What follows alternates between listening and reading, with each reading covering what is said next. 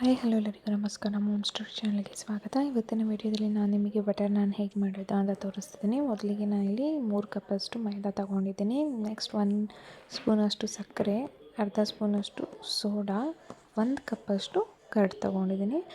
Oil 1 table ಸ್ಪೂನಷ್ಟು ಇದೆಲ್ಲ ಹಾಕ್ಕೊಬೇಕು. ಮತ್ತು ರುಚಿಗೆ ತಕ್ಕಷ್ಟು ಉಪ್ಪು ಹಾಕ್ಕೊಂಡಿದ್ದೀನಿ.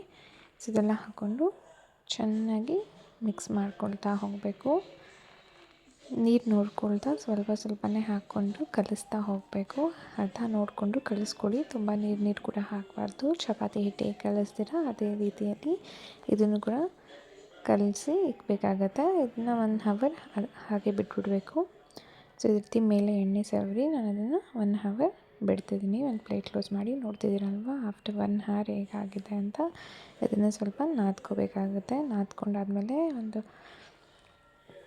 ಸ್ವಲ್ಪ ಪೌಡ್ರನ್ನ ಉದುರಿಸ್ಕೊಂಡು ಈ ರೀತಿ ಉದ್ದ, ನಾನು ಯಾವತ್ತೂ ಈ ರೀತಿ ಉದ್ದ ಇದ್ರೇ ಚೆಂದ.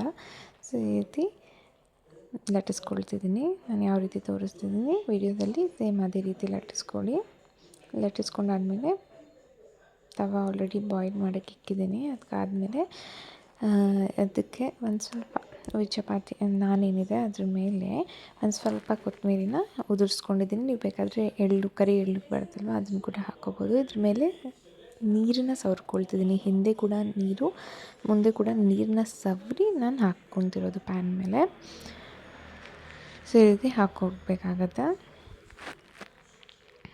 ಸೇಮ್ ಹೋಟೆಲಲ್ಲಿ ಯಾವ ರೀತಿ ಇರುತ್ತೆ, ರೆಸ್ಟೋರೆಂಟ್ಸ್ಗಳಲ್ಲಿ ಯಾವ ರೀತಿ ಇರುತ್ತೆ ಅದೇ ರೀತಿ ನಾನ್ ರೆಡಿ ಆಗುತ್ತೆ ಬಟರ್ ನಾನ್. ಸೊ ಇದ್ರ ಮೇಲೆ ಒಂದು ಸ್ವಲ್ಪ ಬಟರ್ನ ಸವರ್ಸ್ಕೊಳ್ತಾ ಇದ್ದೀನಿ. ಬಟರ್ ನಿಮಗೆ ಇಷ್ಟ ಇಲ್ಲ ಅಂದರೆ ಎಣ್ಣೆ ಅಥವಾ ತುಪ್ಪನೂ ಕೂಡ ಹಾಕ್ಕೊಳ್ಬೋದು.